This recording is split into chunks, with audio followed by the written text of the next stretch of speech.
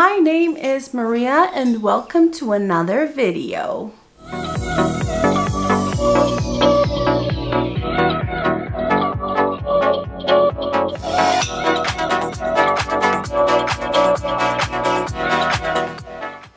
Hey guys, welcome back to my channel.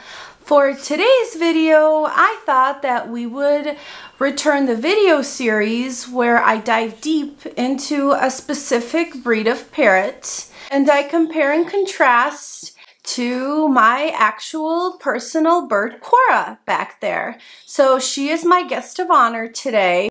I can tell, our leading lady. Because we're going to be talking all about the severe macaw. The way that I do this is that I begin with all of the physical characteristics and the traits that are facts and true for all of severe macaws. And then I dive into the traits that are associated with this breed and also how much care they require and specific things like that, which are not necessarily true for all severe macaws. So let's dive into the video. To begin with, we're going to be going over the physical characteristics and traits of severe macaws. These are true for all severe macaws and they are just factual and true. So severe macaws are also known as chestnut-fronted macaws, Brazilian or Brazilian green macaws. There's probably more names out there for them, but these are the two that I have.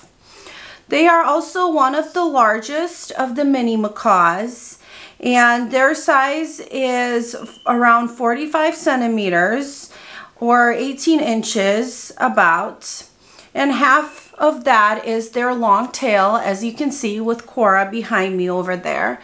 And their weight is that they are normally just under 1 pound. They can be found over a large part of northern South America, from Panama south into the Amazonian Brazil and central Bolivia. And their lifespan can be anywhere up to 25 years or even up to 80 years, although that is very rare. In captivity, in the wild, they live a lot longer, so they are definitely more likely to live that long out in the wild. Although on average, it's about 30 years that their lifespan is in captivity. Whoa, Denise. In the wild, they enjoy habitats of all kinds as long as there are trees, because they love to hang out in trees. And they can be a nuisance for farmers because farm fields offer plenty of food for them. And when it comes to their colors or their markings, they are a shimmery green color with dark chestnut colored patches on their foreheads and under their beaks. The crown of their head has a patch of iridescent blue feathers, and they also have distinctive red patches on the edges of their wings. Their tail feathers are blue with red undersides, and they are considered a monomorphic bird, which means that both the females and males are identical. So you can't tell if you have a female or a male unless you get them genetically tested in order to find out the gender for sure. Cora back there is a female. Her breeder genetically tested her and it came back that she was a girl. So we know that for a fact. Nothing matters but the facts. Now let's go into the behavioral characteristics and the care that is involved when caring for these beautiful birds. So let's start with the temperament. Severe macaws are known to be friendly or comical and have a larger than life personality, which is definitely true for Cora because she is not a boring bird. She is full of life and energy, and she's definitely a fun bird to have. They also bond quickly with their owners, and they are very trainable. And like, for example, right now I'm actually training Cora, harness training her, because the weather is starting to get nicer outside and I really want to be able to take my birds out in this nice weather in the summer. So I'm harness training her right now, and she's actually getting it really fast. And I have no doubt that she will be harness trained in no time at all. So again, very trainable. They can also talk and are known sometimes to be good talkers, but not always. For example, Cora is almost 1 year old, but she's not really much of a talker. Although the male macaws are usually more likely to talk, Cora might say a few things here and there that we just barely understand, but she's not a talker yet. Although she's only 1 year old, so she still might become one. We don't know. Maybe she just hasn't found her voice yet. They also have a reputation for being very curious and they love puzzles and games and shiny things, which is true. As you can see, Cora just cannot sit still. I like to move it, move it. I like to move it, move it. I like to move it, move it. You like to move it. She has to be going back and forth, seeing what's where and what's what. So that is definitely an example and a fact when it comes to Cora. They are also said not to like a lot of touching and prefer to be just sitting on their owner's shoulders or being near them instead of being outright cuddled or petted. And this is the case for Cora most of the time. I don't think she loves to be touched all the time, but she definitely has her very affectionate, sweet moments where she wants to cuddle and she wants to be petted and get head scratches and all the affectionate things. And as I said before, in order to get her more comfortable with just being touched and petted and handled, I am harness training her right now, and she's actually doing really good, so I'm really proud of her for that. Severe macaws, and actually most macaws, also go through what is called the bluffing phase or a bluffing stage, which is when they act like pesky teenagers as they reach maturity. This can last anywhere from 2 weeks up to 2 years, and this includes aggressive behaviors like lunging, nipping, biting, or hissing, and other ones too. Cora is actually, I think, at the very beginning of this. She's almost 1, and she can definitely get nippy from time to time. I don't think we're in it fully yet, but I'm pretty sure it's beginning. Now, when looking into their talking ability, they are known as one of the best talkers with a cute, high-pitched voice and pretty good clarity. Cora isn't really much of a talker yet, but she does say a few things, as I've mentioned before, that we kind of understand sometimes. Although, again, she's only about 1, so she still might find her voice in the future. Boys, you must strive to find your own voice. These birds also have a reputation for being very loud for their smaller size, more compact size. And I would actually disagree with that because I think that Cora is about medium loud. Although, you know, I do have 7 other birds that I can compare her to. So, you know, if you are just starting out getting birds or you don't have a bird yet, for you it might seem like very loud. But for me, she's definitely not the loudest bird that we have. And also keep in mind that these traits and these things that are listed are not the truth for every single bird. So if you get a severe macaw, yours might not be loud at all. It's all just by chance. You never know what kind of bird you're gonna get. My mom always said life was like a box of chocolates. You never know what you're going to get. When it comes to caring for these birds, they are very social.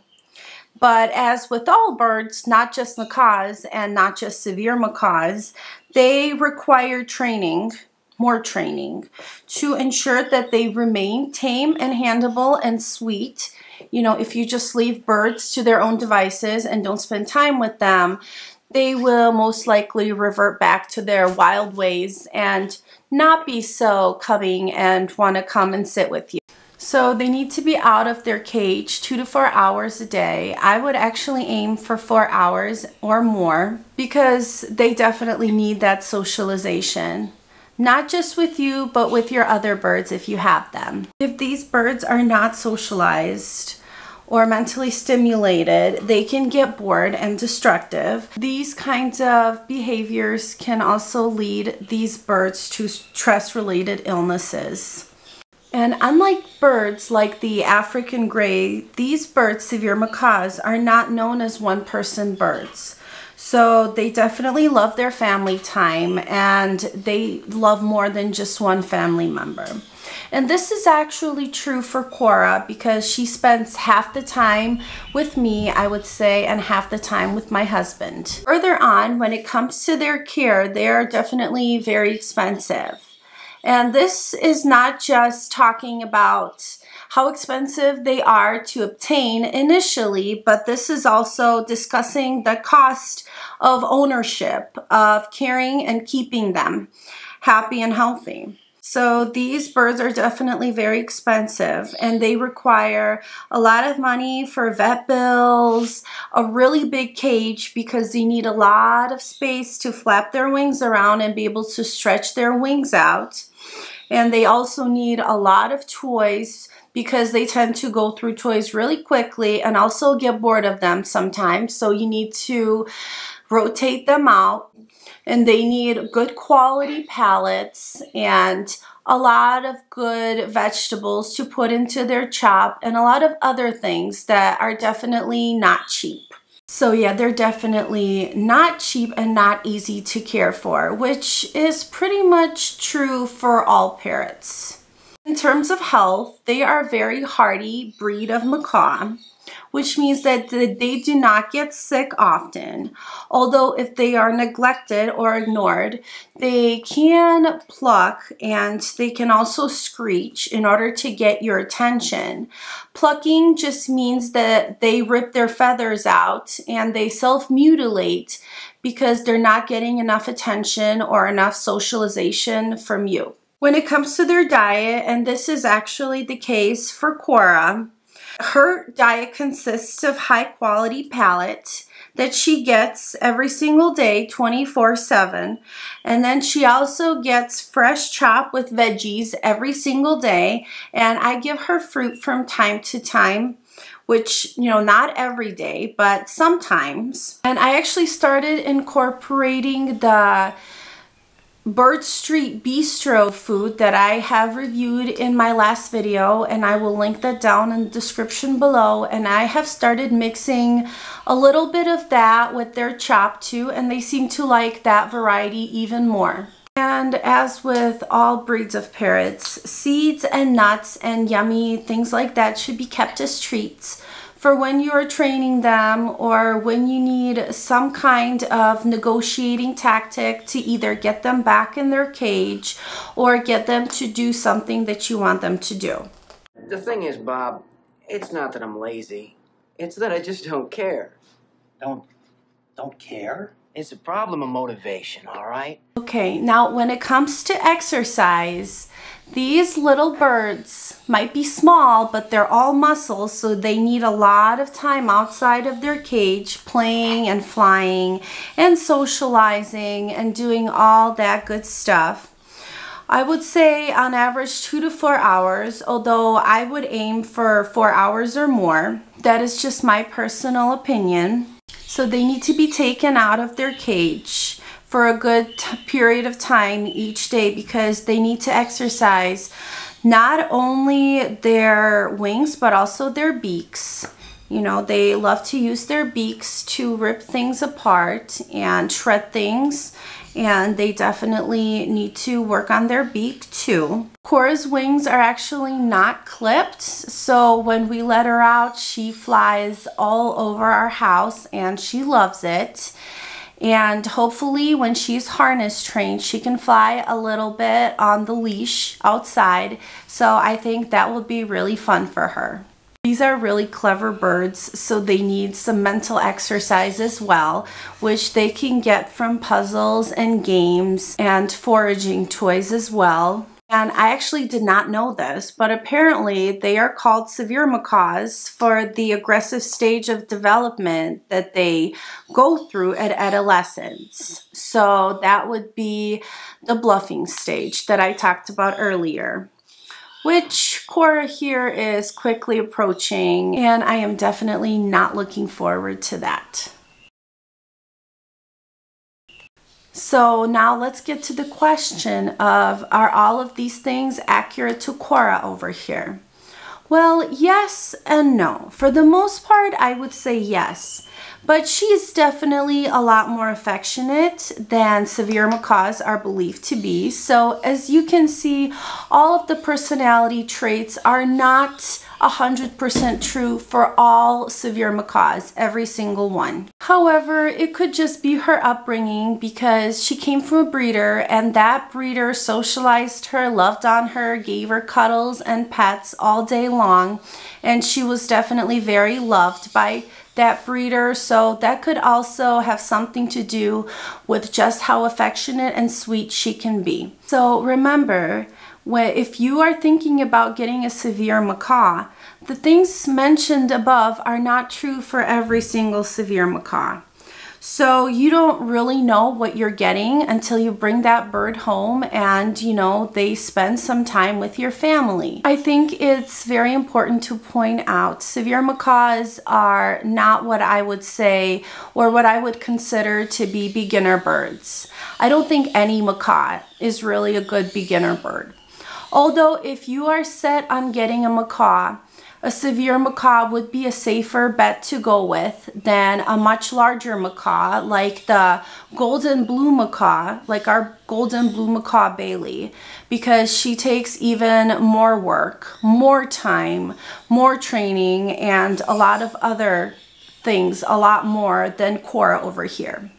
So in conclusion, I would say that the severe macaw has the personality of a big macaw in a smaller package. So that is all I have for you guys for today. I hope that you guys enjoyed this video, and I definitely enjoy filming these videos a lot. And if you liked it or you learned something, please like, subscribe, comment, reach out. As always, I would be happy to get in touch with you outside of this YouTube channel. And with that being said, thank you guys so much for watching this video, and I hope to see you guys in my next video. I put out videos every Tuesday and Friday, so definitely be on the lookout for that. And with that, I hope to see you guys soon. Bye!